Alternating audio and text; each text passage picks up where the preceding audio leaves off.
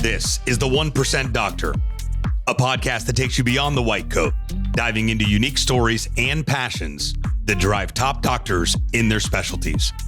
We explore their journeys, what fuels their passion, and the human side of medicine, interviewing the best in the field to uncover what truly sets them apart. This is the human behind the doctor. And now, here's your host, Adam Lamb. Welcome back to the 1% Doctor podcast. I have an awesome guest. I'm super excited today. Dr. Patel is here, and I'll tell you, truly a 1% doctor. I'm going to start with saying the guy's only 31 years old, and he's done more already than I think many do in a lifetime. And so you're going to want to listen to this, hearing his story, hearing what he's worked on, what he's had access to, what he's helped create and solve, especially around AI and healthcare. Is super impressive, and his heart to help and lead other people through psychiatry is what he's pursuing. This is going to be a great podcast. I'm excited that you tuned in, and hey, I'm excited, Dr. Patel, to have you here. Welcome to the show, the 1% Doctor podcast. I'd love to learn what got you into medicine. When did you make that decision, and talk a little bit about that early journey to go down the path? Yeah, definitely. Well, first, I just want to say thank you for having me. I'm excited to be here and have this discussion. When it comes to starting in medicine, the real inspiration for me really began with my grandpa. So I pretty much grew up with my mom and my grandpa in the house, and my grandpa was essentially like my dad. We were super close. He was home all the time with me. A lot of my interests came from him, and he was my inspiration, which also led me into psychiatry, not just medicine. But I remember when I was in high school, I brought home my AP psychology textbook, and he loved it so much. He read through the whole thing himself while I had left it at home. And was very passionate about it. But he ended up getting cancer when I was in late high school, going into college, and he ended up getting cancer, and that really, had a significant impact on me and was a major driver behind me wanting to go into medicine to understand health, to understand healing, and all of that. So that was my true original inspiration. That's interesting. I grew up single mom, and we lived with my grandparents, and my grandpa was kind of my guy too. And unfortunately too, he got sick the latter part of high school for me, and he passed away, I think, my senior year, which was tough because, maybe you're similar with him, as had all these hopes and dreams and all these things. And I'm like, man, if my grandpa could have saw when I bought my first Cadillac, if my grandpa could have saw me launch my first, Yeah. And I like to think he's up in heaven looking down, and he's rooting me on and cheering for me. But yeah, I mean, very similarly, I grew up that way too. And that's awesome. He was kind of the guy in my life as a kid. Yeah, 100%. I mean, I think that all the time. One of his biggest dreams was actually me becoming a doctor. He actually passed away right after I applied to medical school. And he told me he was before he passed away, he was like, I feel like my job is done. He said, I feel satisfied. So that was really heartwarming. That's beautiful. That is beautiful. So you decided to, become a doctor. So let's talk a little bit about that path, because you had, medical school is so hard. It's so much work. It's so taxing on you. I have docs that tell stories of their college athletes that stopped working out because, medical school is so taxing, and all these different things. And kind of, I'll say a little bit of a limiting belief on what's possible during medical school and going to some of those things. And so you probably have done, I'm just impressed with what you've been able to do. So let's talk a little bit about the journey that you had, because you've gone in and worked with some of these major tech companies and AI stuff, cool things that you've done. Let's talk about how and where and what you did, and then how you managed to do that stuff simultaneously. Yeah, absolutely. I think I went into med school with strong, I guess, boundaries or beliefs on how I wanted to do it. I had heard all those stories too, people destroying their health, people, becoming depressed, just not having. And, med school is excruciating. It is difficult. But I think the one thing I went in committed to was I wanted to make sure I maintained my health and well-being throughout it. Because I'm I believe that's part of what being a doctor is, right? Yeah. You can't take care of people if you're not taking care of yourself. You can't advocate for healthy habits if you don't live it yourself. You become a hypocrite. And I always say, people aren't going to always do what you say, but they may do what you do, right? When I'm leading my kids, I want, hey, dad and mom work out regularly. Dad and mom watch TV. All those kind of Mhm. things. I think because we're modeling, even if we're modeling for the man in the mirror. Right? Absolutely. And so I'd love to hear you say that. And I wish more docs could grab that so they could, again, they don't come out of medical school, burnout, toast, and Yeah, and it's really sad to see because it's like these are some of the brightest, most talented people. They go in and they come out burnt out, jaded, and yeah, it's a sad thing to see. But so I went in, I was committed. I was like, I'm not going to be staying up to in the middle of the night trying to study. I'm not going to drown myself in caffeine. Like I was like, I believe if you take care of your health, you can actually do it better. You can be more efficient. You can be healthy and do medical school. So I went in with that mindset and I stuck with it. It was tough initially just adjusting because you feel that pressure of how everyone else is doing it. But I was like, I'm gonna keep going and stick with it. And so I did that. And I think it made a big difference. I made sure I always got my sleep. I made sure I wasn't drinking a bunch of caffeine. Like I kept the good habits I had going into medical school. And I think it actually made me thrive throughout medical school without going through all the burnout and all of that. So I think that was a big piece of it, and that led to a lot of the things I did later on in medical school, residency, and beyond. And so let's talk a little bit about what you've done outside of medical school in that Mhm. time. So the first thing I guess I would start with in my third year of medical school, I actually launched a company named My Peak, which was a vegan nutrition company. That was actually the first company I launched that had started based on like health, nutrition, supplements protocol I had made for myself that I was taking. And then And do you think did it differ from kind of mainstream food? And did you discover going down the path of like medicine? Some docs they go through the path of what they're learning in medical school. And they're like, okay, Mhm. I guess this is it. And some docs are like, wait a minute, there's some nutrition stuff that's different. There's some, like, did you see there was a difference in what you were learning, or were you like, hey, this is also important, but I don't see it being taught, so I want to help teach it? What helped you design that? This was interestingly something I had gotten into when I was around like 15, 16 years old, like nutrition, lifestyle stuff.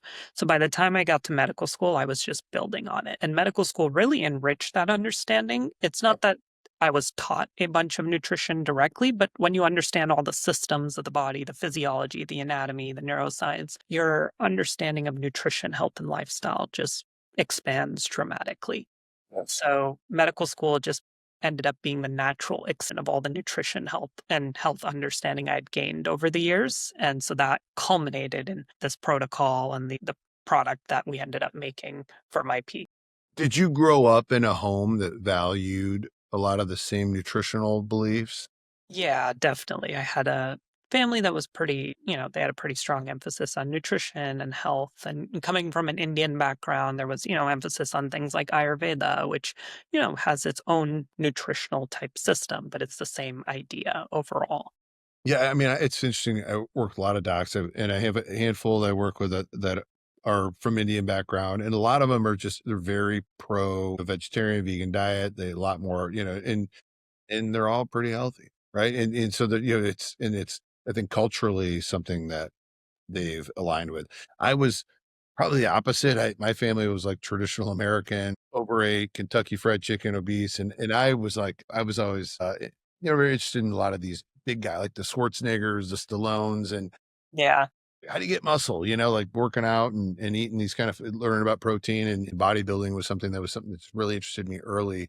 So I had a similar outlook, probably different. We're probably different in the foods and but my path was about performance and building muscle and stuff like. But I was not in a household that understood that. When I want grilled chicken and rice, and we're like, we got chicken. It's Kentucky. I'm like, no, they didn't know. They didn't know any better. But I Yeah. wanted to have wasn't about healthy, I think, is for me, it was a little bit more about wanting to have muscles like the guys on TV. But I think that it's early, that's where it started with me. And a lot of my career started from that standpoint as well, understanding nutrition first. Absolutely. And I think it's incredibly important. And I don't even think there's a lot of controversy and debate on what the right diet, the perfect diet is. I don't think it really matters. I think there's a lot of different healthy diets, and there's core components that are unhealthy across all diets. So it's really not whether you're vegan or carnivore. I think there's key principles that are true between all healthy diets, and there's key principles that are bad across all healthy diets. Yeah, and understand that nutrition is personal, right? So like, and even from an ethnic background, right? Like my Mhm.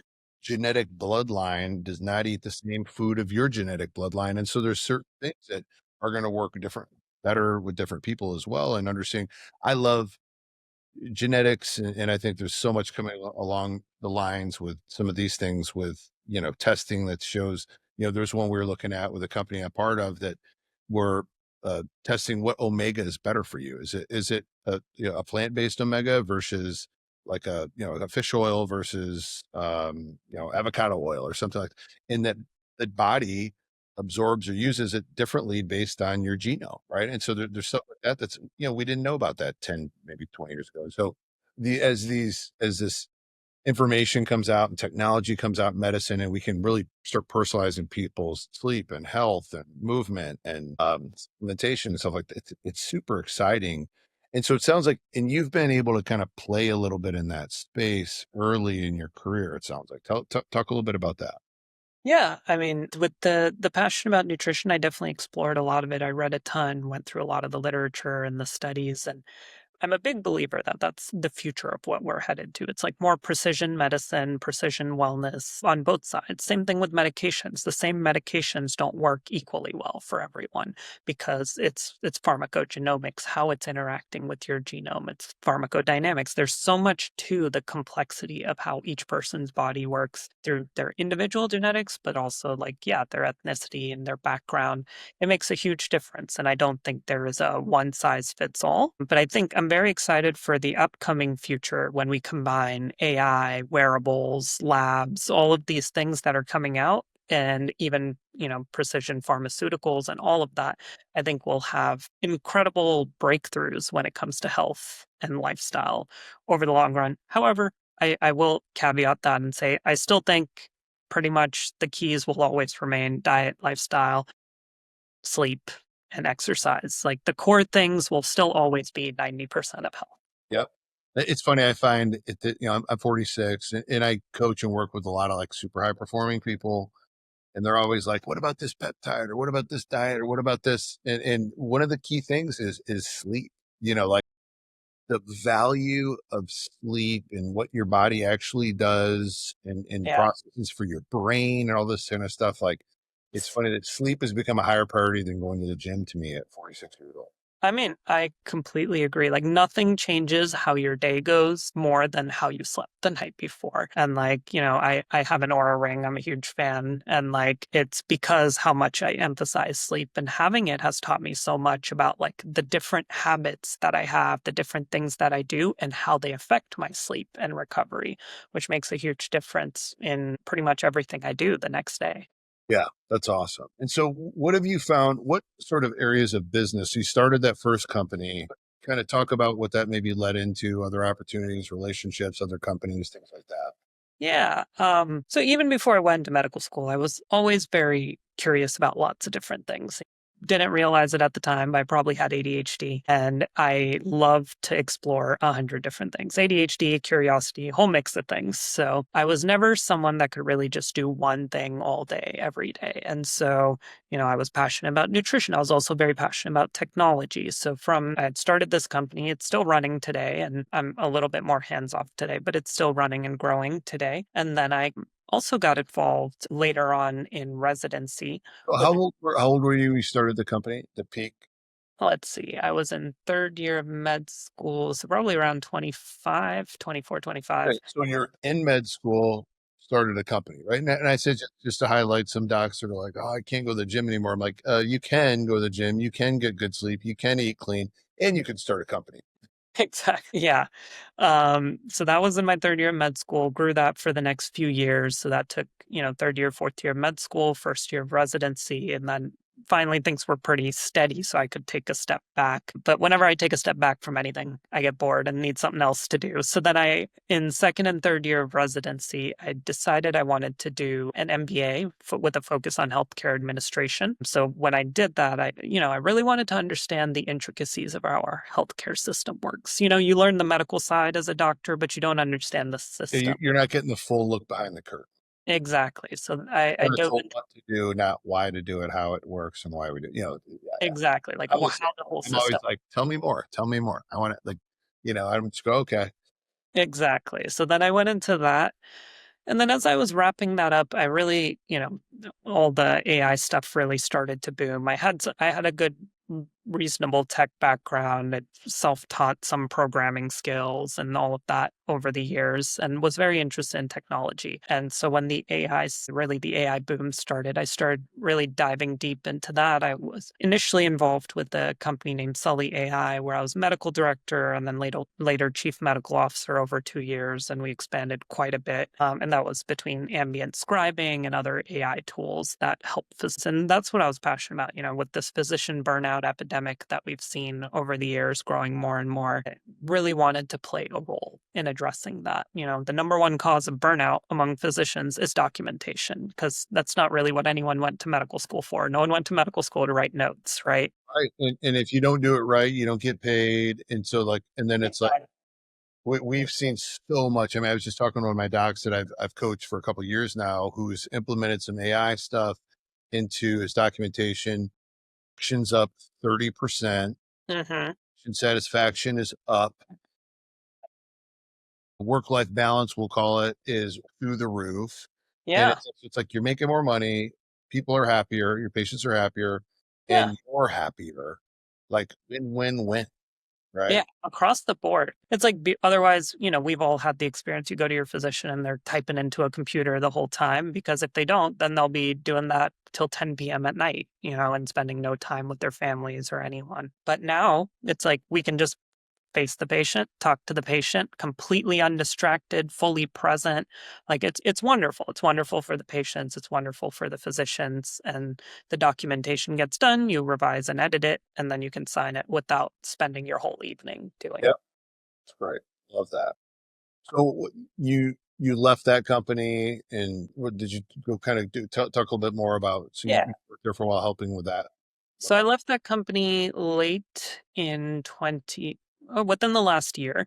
And then I was over time also an advisor at Scale AI, which, Meta acquired or bought half of recently, on their like healthcare side with like the healthcare models and things like that. And then also been involved with Doximity, the big company for AI tools for physicians, among other things. And that, I really am a huge believer in what work they're doing. And I think Doximity has always put physicians first and what they need and how we can make medicine better, and I'm involved in that work. So I've really appreciated that as well.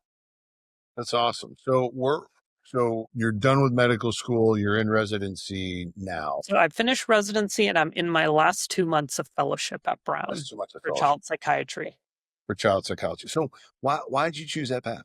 I've always been very fascinated with the brain and how the brain works. And the inspiration behind going into both psychiatry and then specializing in child psychiatry was really a full spectrum understanding of the brain and how development works, how the experiences we go through in our life shape both our thinking, our brain, and all of those things. A lot of my research, I'm also a researcher here at Brown, and a lot of my research has been in the area of like PTSD and trauma and how trauma affects the brain or how ADHD affects the brain. So a lot of that kind of stuff. So it's more of both a personal, like I'm really passionate about just helping kids. You can really change the trajectory of their lives when you Yeah. address it early. It's like the earlier you can help, Mhm. I joke with there may be some, we'll say old people in politics, and we might not agree with them. I'm like, you're not changing an 80-year-old, dude that's been doing something, but you can help change the trajectory of a younger person Mhm. way easier, right? I Yeah. met kind of young people because it's like, I don't have to undo a bunch of stuff a bunch of stories they've been told, limiting beliefs they've had and rules about what they should be doing or not. If you can get them early, and address some of that stuff and teach them how to manage that stuff the rest of their life. Like Abs- that's how we change Absolutely. society. I mean, little changes in those early years can change the whole trajectory of someone's life. Like it can look completely different 15 years later. I was gonna say I'm case in point of that in my life, right? Of just growing up a certain way, having limited beliefs, Yeah. having childhood trauma, nobody's showing you how to work it. And it started for me with books and learning about those things. It's funny, my brother and I kind of going on the path of he's a therapist and I coach. We're both have always been fascinated with, how people work and mindset and some of those things uses individuals differently. And mine's always kind of been in building business and he's a little more like in the arts, musical, look with just different, it's different, but there's a lot of commonalities where we can come together and see that. But it's that fascination. Like I just love how to like understanding why people do what they do. Right. And it's an amazing space. Part of it's to help them. I think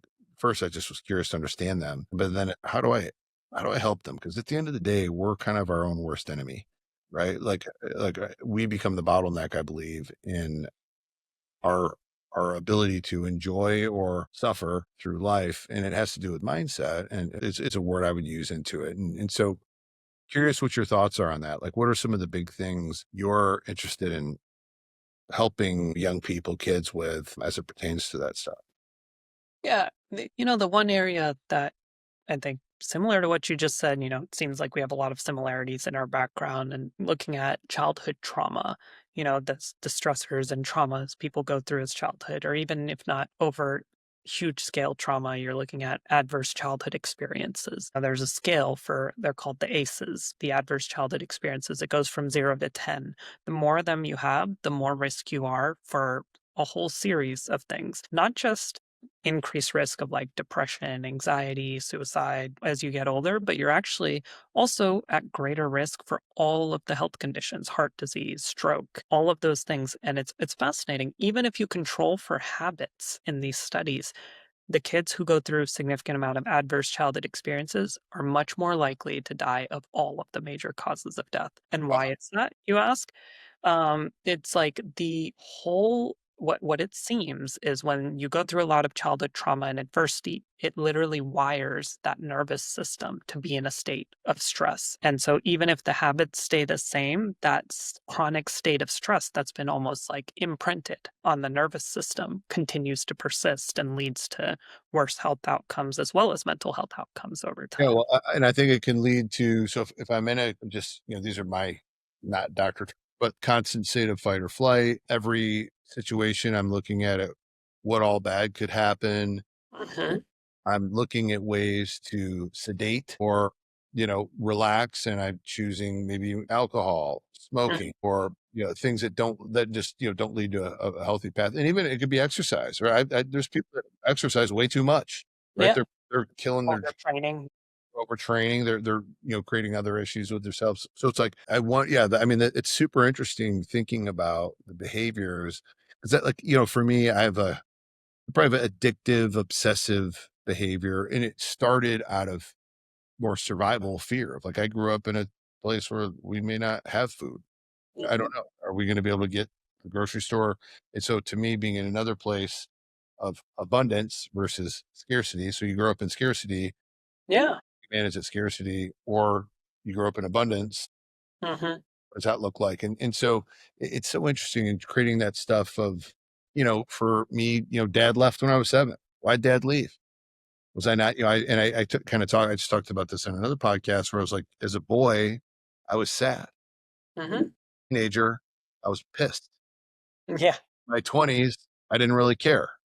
And Oh, then when I became a father, I was like, dude, I became empathetic. My dad missed all this cool stuff I get to do. My son's a senior, like his soccer team just won Texas state championship. Like, and I get to see of like, wow, not what I didn't have, what I get to have and what I get to provide.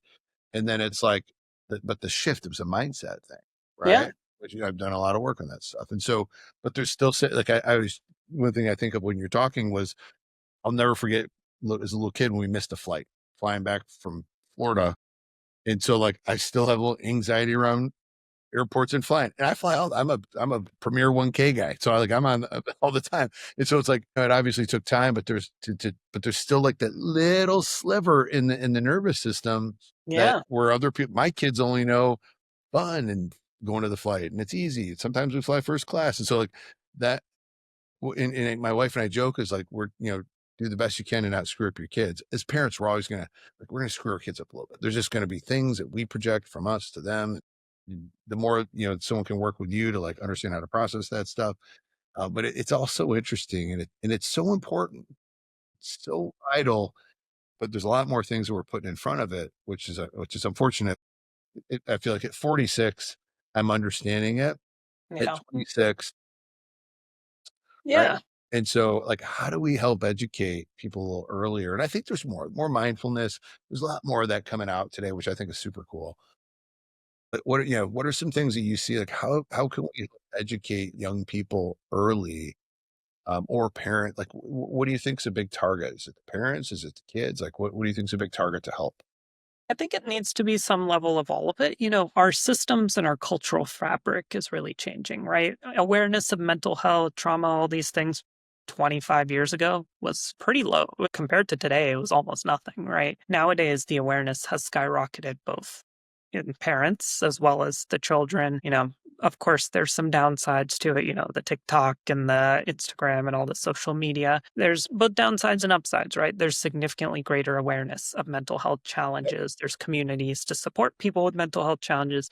Of course, those platforms can also cause some mental health challenges. So, I mean, I always think all technology is always a double-edged sword. Like nothing is perfect. It amplifies things. If you're already anxious, it'll make you more anxious. If you're doing well, it can multiply that too.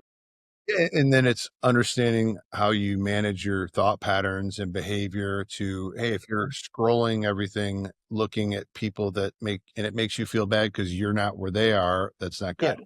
If you're scrolling and looking at people and you're thinking, wow, that's cool. How do I get there? What did they do? exactly. Then it's positive. It's the same thing. It's just how That's huge. and I think another thing that's interesting to me that I've found with coaching a lot of guys and a lot of them are very successful with like, I don't really have trauma. And I'm like, listen, man, everybody's got trauma. Now you might have not been raped as a child, or you maybe didn't have a loved one die when you're young right in front of you. But one of the interesting ones I do with the guys I work with on the business side, where I'm like, how much is a lot of money? Like, let's say they're making 500 grand a year. And I'm like, how do you feel about you making $5 million a year? And all of a sudden you see something change. And I'm like, tell me how you grew up. And, you have a little trauma around money. What do you, because at $500,000, they make a lot more money than most people. So they don't feel like it's trauma. But if I move that up to here, right, it's like, hey, I run 3 miles every day. Okay. What do you think about Ironman? Yeah. So well, and then all of a sudden it's like, because sometimes I have to dig for some of these elite people to find where's that self-limiting belief that's got that little sliver that's still maybe holding them back on a decision or something. But from a big picture, they're crushing it. Right. And so I spent a lot of time working with like elite people, retired pro athletes, physicians, huge business, just killers, and trying to find that one little edge of Mhm. trauma that they don't think they have. And I was the same. I used to subscribe. I'm like, yeah, you don't have trauma. You're good. You're fine. But it's like, how would you define some trauma for people to like explore outside of like obvious stuff? Right. Yeah, I mean, there's things like there's PTSD, that's an extreme scenario. It's only a few percent of people that ever experience PTSD. But statistics show about 70% of society experiences a major trauma at least once in Well, their I want to ask you about PTSD. So that it's interesting. And I work with a lot of Navy SEALs, retired Navy SEAL guys, where again, I work with elite hardcore guys, and it's easy to be like, "Yeah, there's PTSD."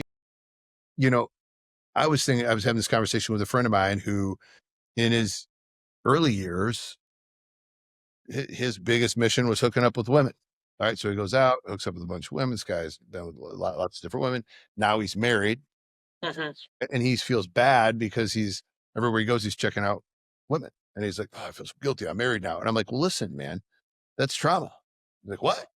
And I'm like, society might not subscribe to it, but it's just like almost like an addiction or something else that you spent a lot of time pursuing something. You saw an attractive woman.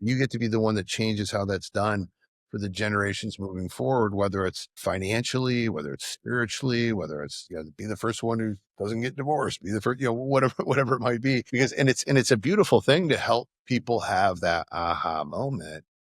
And the psychology behind it is probably what's interests you the most in some of those the places. So tell me a little bit more about what you're passionate about. Maybe I'd love to learn about your book. So I know we have some time. Let's tell me a little bit about why the book and what people can expect about the book. And we'll have in the show notes, we'll have all the stuff, that you share with us for social media and all that stuff. But talk a little bit about why the book and what's in the book. Yeah, definitely. I actually work on two different books right now, but the one on trauma, it's been a few years in the making. And the key idea was really, I think the public needs something that helps them break down what's really happening in your mind, body when you're experiencing trauma, when you're experiencing PTSD symptoms, when you're experiencing all these things. What's really happening? Why is it happening? And what are the solutions for that? So in the book, we give a framework for actually recovery from trauma and like the basis from which trauma recovery happens. And we break down that framework as well as like what treatments there are today, what are the different options available. So it's really meant to be educational and informational and really make an impact. It's not meant to be just for scientists or physicians or psychiatrists, psychologists, but it's actually for the general public so people can understand trauma, become more informed, as well as find solutions beyond their trauma. Adam, I think you may have gotten muted. Yeah, I clicked something. Sorry. I want to just pause there. Thank you. Apologize. This is a little distraction piece, but what are your thoughts? Small little topic on it, like some of the plant medicine, some of the psychedelic therapy that we're seeing, some of these different, I don't know even how to categorize it, but you see a lot of that, especially I think of PTSD. I think of a lot of, retired military and some of these guys get massive healing through certain, non-traditional ways of doing it. Like, have you done much research in that space and looking into that space? Yeah, and I mean, there's a lot of interest in it in psychiatry right now, a lot of exploration. There's been studies conducted on psilocybin and, Or even ketamine, like ketamine therapy. So I know a lot of guys that have, like, it just changed everything.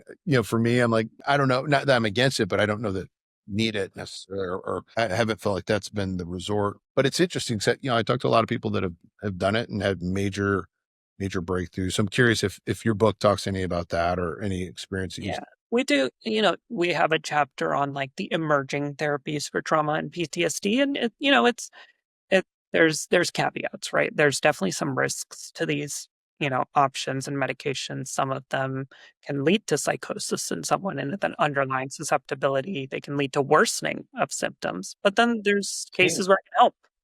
I've seen, like almost like ketamine psychosis, like happen with people or ayahuasca or some of these more DMT related, where it's like they're not even the same anymore. Like, Yeah. I don't think they're better. They might be numb, but I don't know if they're better. Right. And So that I think people should definitely be careful until there's like good clarity on what, we saw with the MDMA studies. There was a lot of hope for MDMA being beneficial for PTSD, but it didn't really hold up to the higher, more rigorous clinical trials and evidence. Now, psilocybin seems to have a lot of growing evidence for treatment of depression. Maybe it'll have some benefit for PTSD. There's some early studies on ketamine for PTSD. But the thing is, it's early. I'm not saying it can't work, but I'm also saying there can be a lot of dangers we may or may not know about. And so great. it's, Yeah, it's I've never been. Yeah, I've had people. Oh, you should try that. And I'm like, yeah, I don't know. Yeah, I'm still on the fence. And I've been a forward thinker. Stem cells and peptides and hormones. Because I'm familiar that I did studies in a lot of those things and have helped lead the way in a lot of areas in that space, in the healthcare space, because I've seen yeah. the research. I've been part of it. But yeah, some of that stuff is very interesting. What like when it comes to like PTSD, is there anything?